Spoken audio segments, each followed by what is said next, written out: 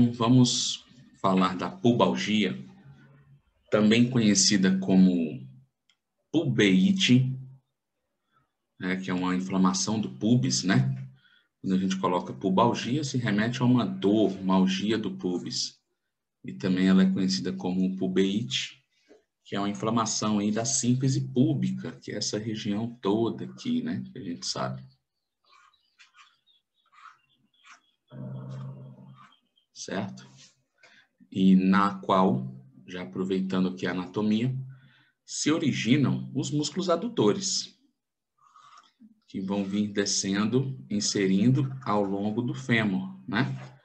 E aí nós temos o adutor curto, o adutor magno, o adutor longo, e nós temos também o grácil. Temos até o pectíneo, que ele é menorzinho aqui ainda, que ele também está inserido no pubis. E esses músculos, os adutores, e vou dar ênfase nisso porque é muito importante, eles originam no pubis. Eles têm a sua origem. Então, eles estão fixados no pubis, como vocês estão vendo, e vão mais distal, descem para o membro inferior, certo?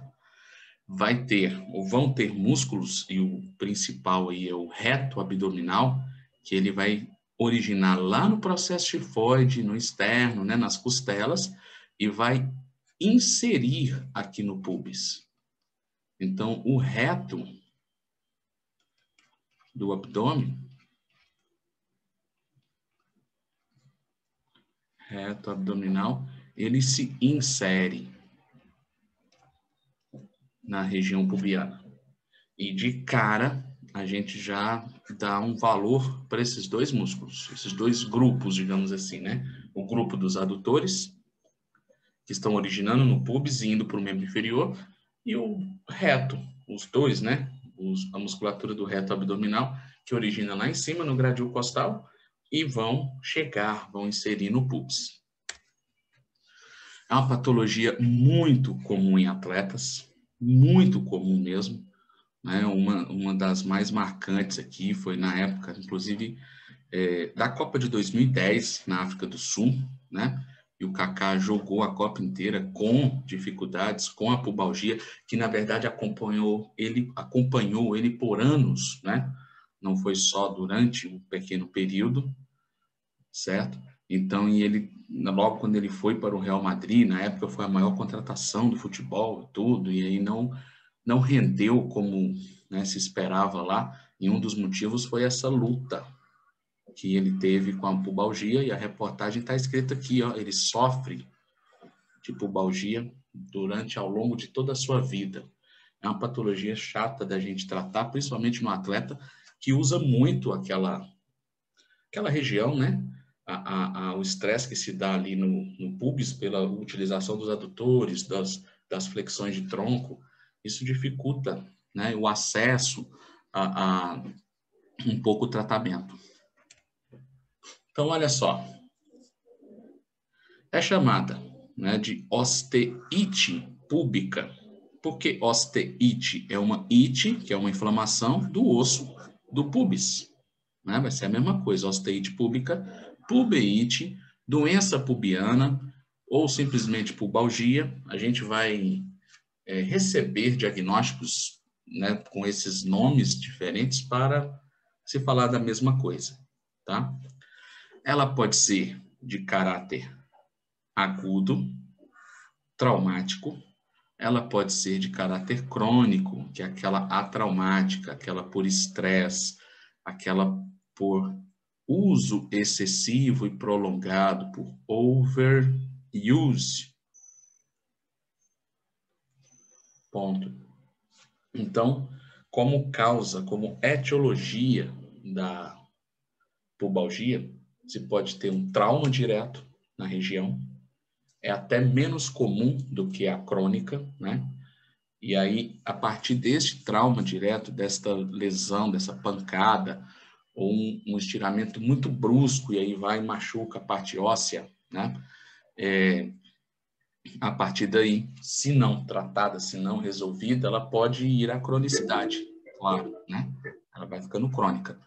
Mas toda vez que ela tem uma ordem traumática, ela vai ter o seu início ali agudo, né? Com aquelas características de uma inflamação recente, aguda e bem evidente. Pode acontecer de ter apenas o estiramento da musculatura adutora, rasga aqui ó, na musculatura adutora, ou rompe a musculatura adutora, sem acontecer nada no osso, né? Pode romper bem na junção músculo-tendínea. Então, isso aí a gente vai chamar de estiramento, contusão, enfim, né? Distensão muscular. Não vai ser a pubalgia. A pubalgia tem que ter inflamação e a dor também, principalmente no osso, no pubis, pode até incomodar toda a musculatura e vai, né? Mas o epicentro da dor, digamos assim, o foco, é a inflamação que se deu no osso. E essa inflamação se dá, como eu disse, tanto por um trauma direto no local, tanto quanto o uso muito desarranjado, e quando eu falo desarranjado, eu digo mecanicamente, ou seja, o uso prolongado, forçado, com estresse ou até mesmo de uma forma errada durante muito tempo nessa musculatura dos adutores, ou até mesmo aqui, ó, na musculatura abdominal, que vocês veem que ela está chegando no pubis, tá?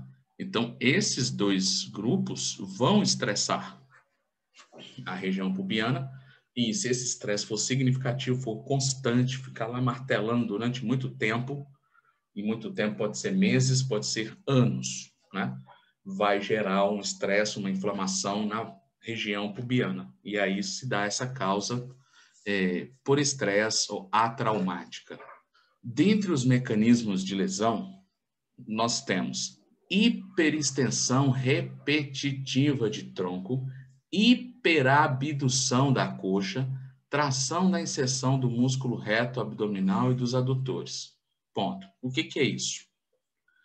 Quando se faz uma hiperextensão do tronco, e a pessoa faz isso repetitivamente, a gente pensa no seguinte, ó, aqui eu tenho um indivíduo que na hora que esse indivíduo hiperestende seu tronco, né, faz isso, faz uma hiperextensão, certo? Dessa região. Deixa eu trocar de cor aqui agora. Ele faz uma hiperextensão do tronco, ok? Estende além do normal, e isso tem que ser repetitivo, tem que acontecer isso várias vezes. Ele pega o reto abdominal, que está aqui, como eu disse, né, no externo, gradil costal, chifoide, e vai lá no pubis, ó. Então, esse reto abdominal, ele é estirado quando se faz a hiperextensão, né? A gente joga lá para trás, a gente vai abrir ele vai sofrer tensão. E esse estiramento aumenta muito a tensão nas suas inserções. Quando você faz, imagina um ginasta, né, que vai fazer aquela ponte, ele vai fazer isso assim, ó.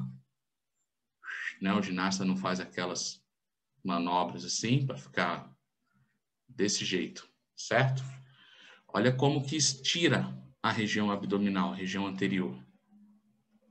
Então, isso gera um estresse na inserção. Na hora que, puxa, começa a esticar, estender a coluna, o pubis vai ser tensionado pelo reto abdominal, tensionado para cima, certo? Onde ele está se inserindo, lembra?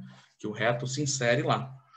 Com isso, repetitivamente, ao longo de um tempo significativo e contrações, tensões, né? Por isso que é muito comum no atleta, e aí, para a causa ser pelo reto abdominal, que é uma causa por hiperextensão do tronco, vai acontecer muito exatamente nesse perfil aqui, no ginasta, no atletismo, em situações de modalidades em que a pessoa faz muita hiperextensão de tronco. No dia a dia, a gente não faz muito isso. Nas nossas profissões em geral, não se tem profissões em que se exija muito extensões de tronco, vão ser poucas. Então, no meio esportivo vai ser mais comum. De tanto estender, e na hora de voltar a musculatura tem que, né, contrair para fazer a flexão, se tem um estresse muito grande aí na região pubiana. E pode ser a causa da inflamação do pubis pelo estresse, ok? Ponto. A outra causa é pela hiperabdução da coxa. Pronto. Quando se faz a hiperabdução da coxa, vai acontecer isso daqui, ó. Deixa eu pegar essa imagem aqui só para eu desenhar aqui do ladinho. Agora o paciente está aqui bonitinho, de frente, quadril, e ele vai fazer isso, ó. Hiperabduzir a sua coxa, fazer abduções do quadril, abdução coxo-femoral muito grande, que na hora que se faz a abdução, você vai estirar os adutores. Não é? Os adutores realizam a adução do quadril, aproxima, né? Perdão, aproxima a coxa na linha média. Quando se faz a abdução, o adutor que está aqui no pubis e vai lá para longe no fêmur, né? Vai se inserindo ao longo do fêmur até no joelho, que o grácil vem até aqui na pata de ganso, a abdução vai fazer o estiramento dessa musculatura. Na hora que abduz o quadril, você estira os adutores.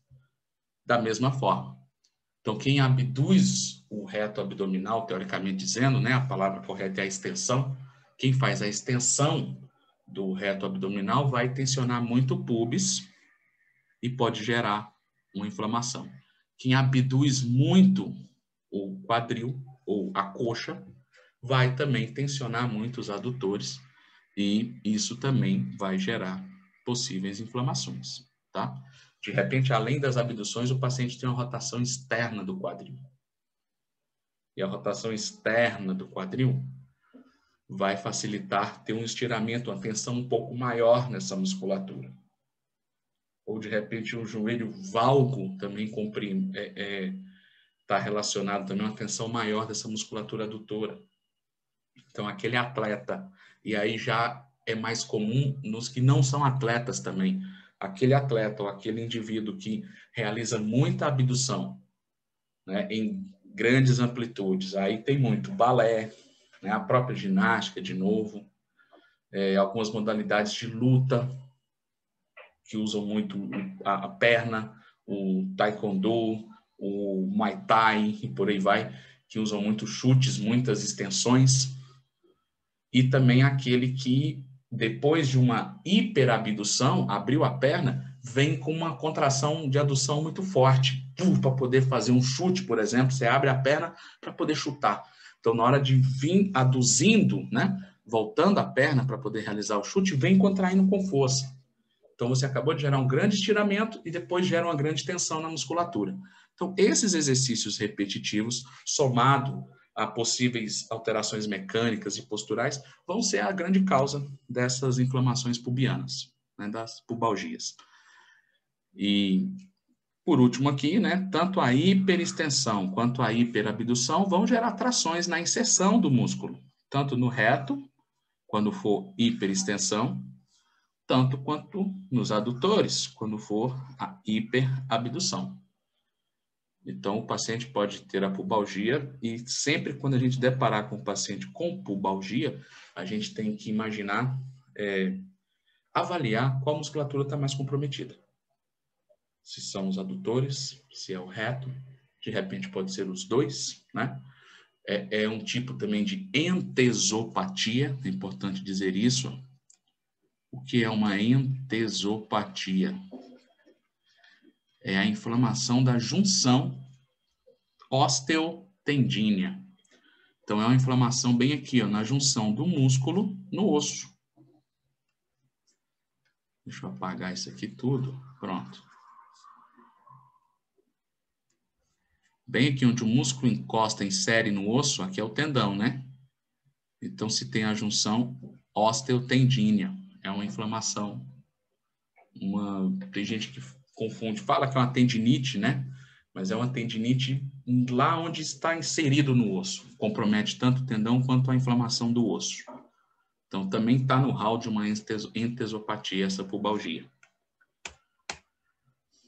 Bom, caracterizada, né, ainda nas causas pela ocorrência de dor na região do pubis, causadas por treinos físicos intensos, certo?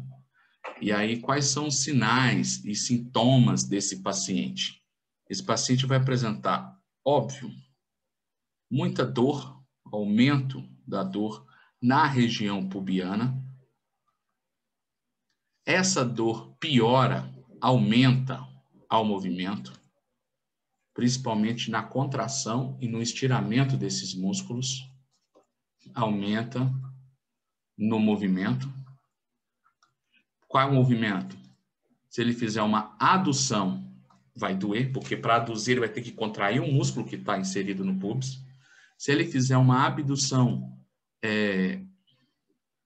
em grande amplitude, uma hiperabdução, vai incomodar também, porque vai estirar o adutor que está inserido ali, assim como na flexão de tronco ou numa hiperextensão de tronco. Na flexão de tronco ele vai ter que contrair o reto abdominal, e quando contrai vai incomodar na sua inserção, e quando ele estender o tronco, hiperestender, também vai estirar e vai gerar desconforto.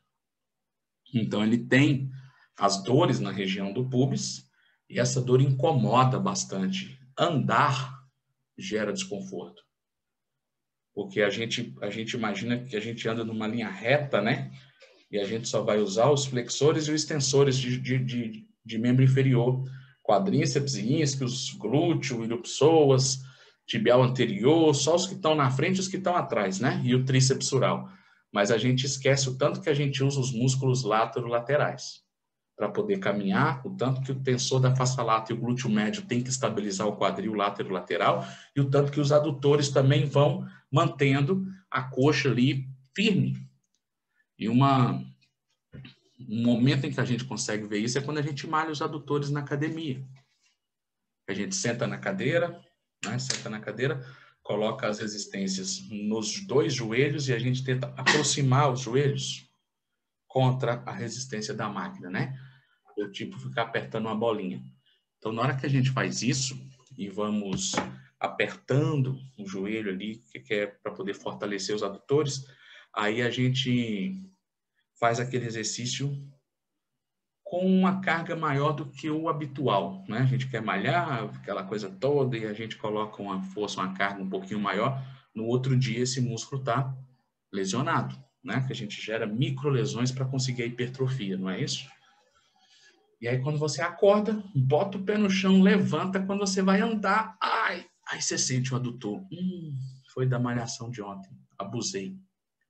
E aí você começa a ver como você usa o raio dessa musculatura para tudo.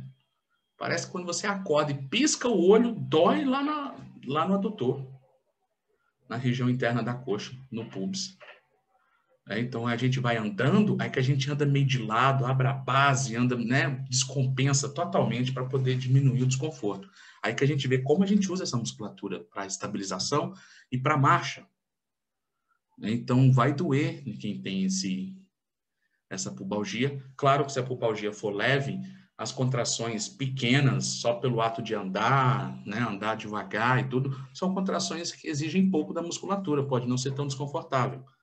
Mas um esforço um pouco maior, uma corrida, uma passada maior, um estiramento, isso vai gerar mais desconforto. Então, normalmente, quando está no início da pubalgia, após o exercício, vai doer muito mais e pode chegar a limitar movimentos quando ela está muito comprometida, né? O paciente vai ter uma perda de amplitude de movimento, principalmente em abdução, ele não vai conseguir abduzir muito, que na hora que começar a abduzir vai estirar os adutores. Ele também pouco vai conseguir aduzir, mas a adução, ela passivamente se faz, né? Como se fosse voltar a perna para o centro. Então não é tanto problema. E quanto maior essas inflamações, maior a dificuldade, afeta a marcha, como eu falei, ele vai compensar, vai andar usando muito a parte lateral, usando quadrado lombar, abusando mais de ilhopsoas e glúteo, que são os flexores e extensores de quadril. Então, a gente vai vendo essas alterações. Os sinais e sintomas são praticamente esses aí. Existe uma relação muito forte, acho que vai até ter no próximo slide, se não me engano, com uma infecção urinária, e a relação muito forte não é porque acomete a bexiga, né, e o tracto excretor, não, a uretra. É porque parece muito os sintomas, a dor. O paciente com pubalgia tem relatos e sintomas que que assemelha-se muito a uma infecção urinária, ao ponto de confundir a patologia. Então, às vezes, o paciente chega com a pubalgia e pode ser que se confunda, se ache no início que é uma infecção urinária, porque é muito semelhante o sintoma, aquela dor lá naquele local interno. Ó, aquilo que eu disse, o diagnóstico diferencial de uma distensão muscular ou até de uma infecção urinária. Então, o que é isso? A gente tem que diagnosticar, fazer a diferenciação se o problema não foi apenas uma distensão no músculo e não tem nada a ver com o pubis, tá no ventre muscular, como eu falei aquela hora, e aí foi um estiramento, foi uma distensão, foi uma lesão muscular, ou até mesmo de uma infecção urinária, tá? Como a gente descobre isso? Uma das formas, isso é clínico, é na avaliação, certo?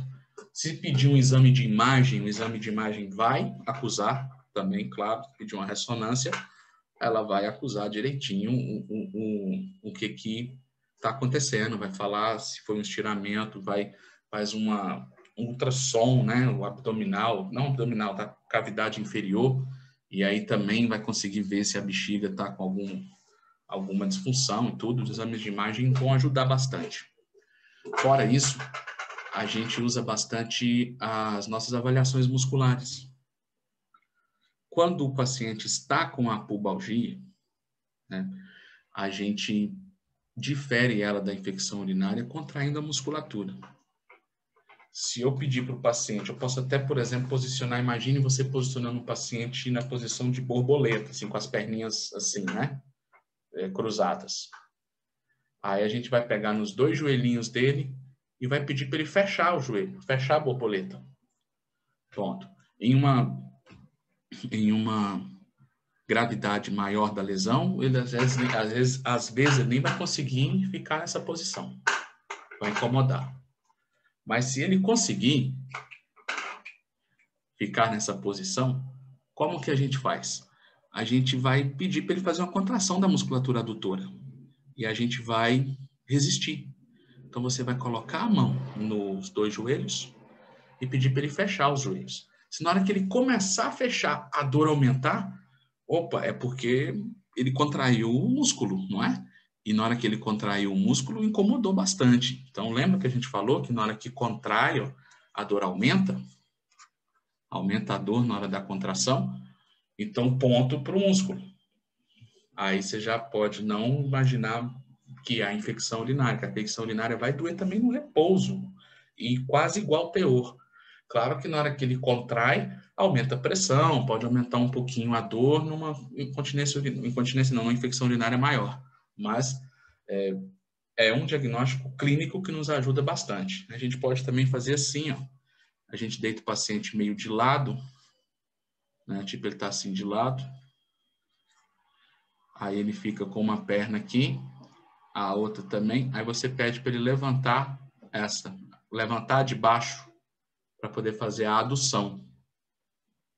Na hora que ele levanta, a gente coloca a resistência no joelho, lá no tornozelo, e pede para ele levantar contra a sua resistência, que ele vai ter que fazer a adução dessa musculatura aqui, ó, para poder levantar. Na hora que ele começa a contrair, doeu na região do pubis, isso também tem mais chance de ser muscular ou de ser a própria pubalgia, e não a infecção urinária. Ponto.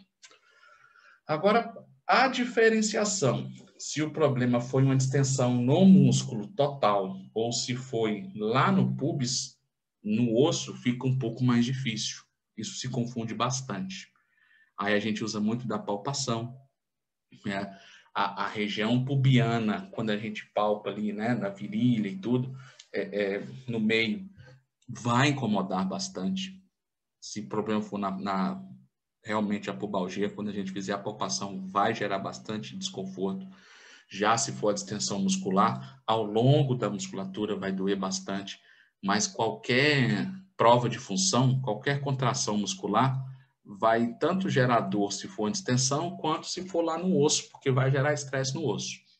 Então, é mais fácil a gente diferenciar da infecção urinária, certo? E a parte osteomuscular acaba ficando mais difícil, e aí a palpação consegue diferenciar isso. Se a dor estiver mais ao longo da musculatura, isso tende a ser mais a distensão muscular.